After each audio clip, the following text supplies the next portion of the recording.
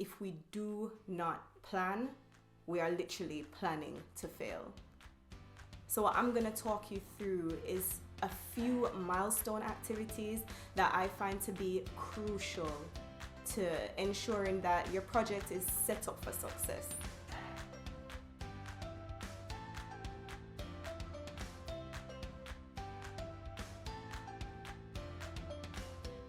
My name is Lowell, and I help teams get great at collaborating and building better solutions for the problems that they're trying to solve.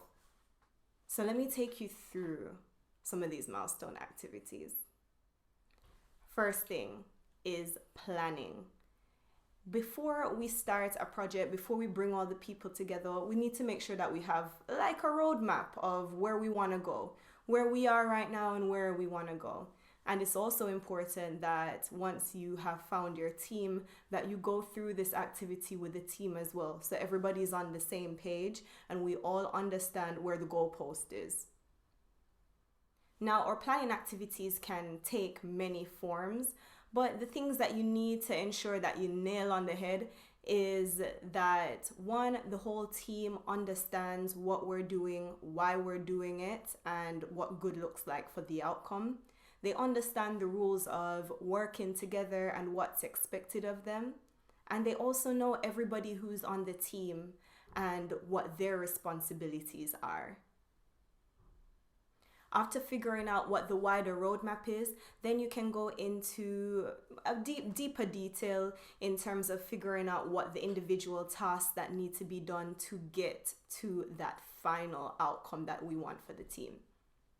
And in figuring out these tasks, we're also going to assign these tasks to owners, figure out what the start date and the target end date are for each of these tasks so that we can track them and really move the activity from this milestone activity of planning for the project into business as usual, tracking to see where we are each day or each week or however, whatever time frame that you choose to do that together as a team, depending on the type of project management methodology you're following, whether it's agile, waterfall, or a hybrid methodology. It's really important that this planning activity takes place. And as I said, there are many ways to do this. As long as you answer those key questions, then you're on the path to success. The next activity that is really important to have in your back pocket is the rescoping or pivoting project activity. Now, what does this mean? So, as we said, especially with innovative or complex projects, we don't know what lies on the road ahead, right? But if it's really complex or it's something brand new, then chances are we're not going to get it right first time round. The activities that we planned out will have unexpected things pop up that prevent us from doing it in the time frame that we had hoped. Anything can happen really. So having this activity where you're able to take a check of where you are and then adjust and pivot your activities and your focus to get to a new revised goalpost is really important. Because if we're identifying risks as we're going along and we don't pull the team together to assess those risks and see if it's really going to have an impact on the end or close date for a project, then people will start losing momentum, people will start losing motivation, and the project is just gonna wither on into like a very wishy-washy end, and more than likely we're not gonna achieve our goal, right? So when we see these things pop up, these risks pop up, red flags, we need to bring the team together and rescope. So what does a rescoping activity look like? A rescoping activity is what it says on the tin. We look at our project plan and see what we had planned to deliver by the end date of the project. We realize, hey, we wanted to do 10 things, but realistically, team, and let's have a discussion here about this. How how much can we actually do in this time frame if we cannot shift that end date? Something needs to be fixed, and let's say the end date is fixed. What can we deliver? And then in working this out with your team, you come to the conclusion that, we can only do 8 of these 10 things. Fine. Now, what people like to do at this point is say, okay, we have a project plan with 10 things on it. We're only going to do 8. Let's just follow the project plan as is. And when we get to number 8, we'll stop there and close the project. I don't like that. And the reason why I don't like that is because the premise of the plan in the beginning with those 10 items is different from the reality we are facing right now.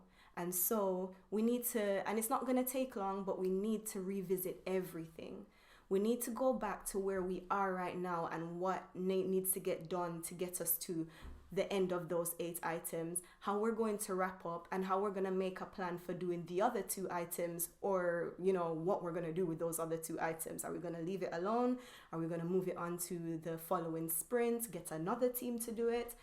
We need to come up with something fresh so that we capture everything that is needed to deliver this project properly. So it's important for us to revisit the plan with the new goalposts in mind and make adjustments so that the project can be rounded off in a really strong way. Now, we won't always need a rescoping or a pivoting activity, right? This only happens when something goes wrong. You might have one of those projects that are just moving super smoothly, and you just start at the beginning, get to the end, and bam, everything's perfect. If that's the case, you don't need this rescoping activity.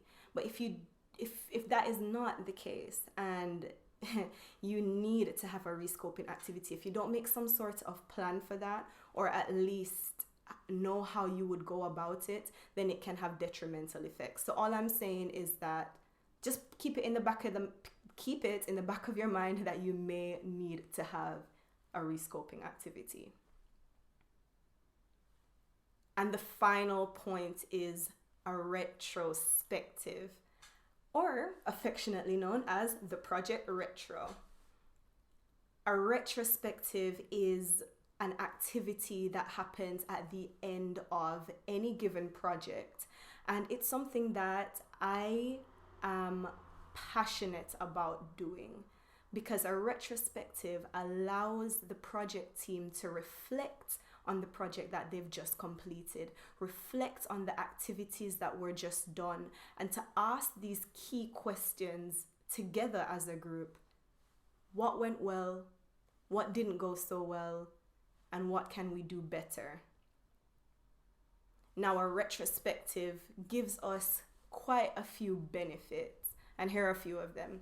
One of the benefits is that it brings the team together. It allows us to end the project on a strong note.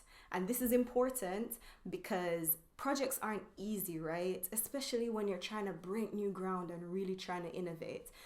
Along the way, especially if it's a long project and it feels a little bit disjointed in places, then the team may not feel like they have really collaborated throughout.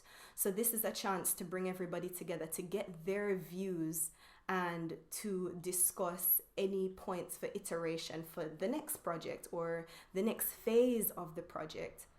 Even if this project is a one-off, giving your team that space to say what went wrong, what went well, gives them the psychological safety to be honest, and it builds trust in a team, which is one of the hardest things to build in a team. And it is vital if you want a high-performing team. I'm gonna put a link in the description to my 5 ways to build high-performing teams video, and you'll get more information in that video. You can go check it out. So that's one of the reasons for doing a retrospective. The other reason is that it helps the organization to pinpoint what needs to change within it. And that could be tooling, that could be systems, that could be making sure that we get the right people on board. It could be anything. And you as the project lead or the sponsor, you don't have all the information. we need to unlock the information that's in the minds of our participants within the project or project team. And we need to ensure that they feel heard and that we do something with it. Now I'm going to do a future video on how you can run a retrospective, but just to keep this one short, it's just to answer those 3 questions. What went well, what didn't go so well, and what can we do to make it better? And then to take those points and put them into action, especially, the things that you could improve upon. See those through so people know that they're valued, their inputs are valued, and that we're actually going to do something with them. Now, one of the things with retrospectives that I want to touch on before we finish, and to be honest, any of these activities except for the pivoting activity, because you only pivot when you need to, you only rescope when you need to. It's important, these are milestone activities, right? Especially the planning activity and the retrospective.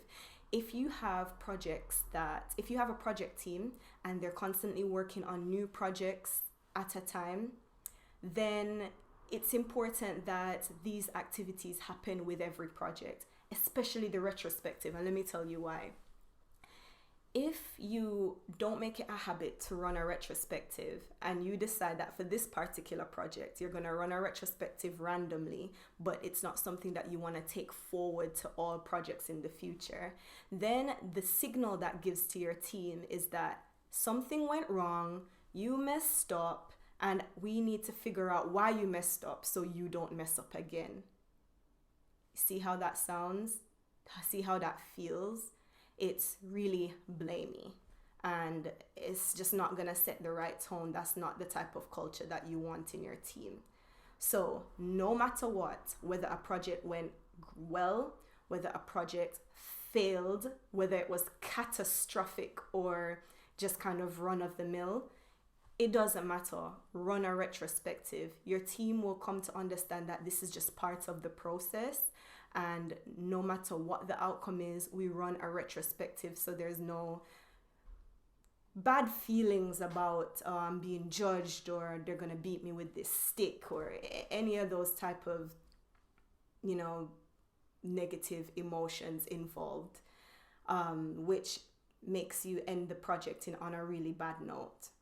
So ensure that it's something that is predictable and it's something that your team expects with every project. And if you're just starting out now, have that communication with them. Let them know that this is something that we're trialing out now, and if we find it to be useful, then we're going to make it a milestone activity for our projects going forward. So thanks for listening. Just to recap, we covered the project milestone activities that I find to be absolutely crucial to making sure that a project goes as well as it can. And those were the planning activity, the rescoping activity or pivot activity if needed, and the retrospective. Now, all of these activities can be done in workshop form, either in person or virtually. And if that's something that you want to see, let me know and we can run through those processes. Be sure to like and subscribe. I am looking forward to connecting with you in the comment section. Please do reach out. Thanks for watching, and I'll see you again in the next one.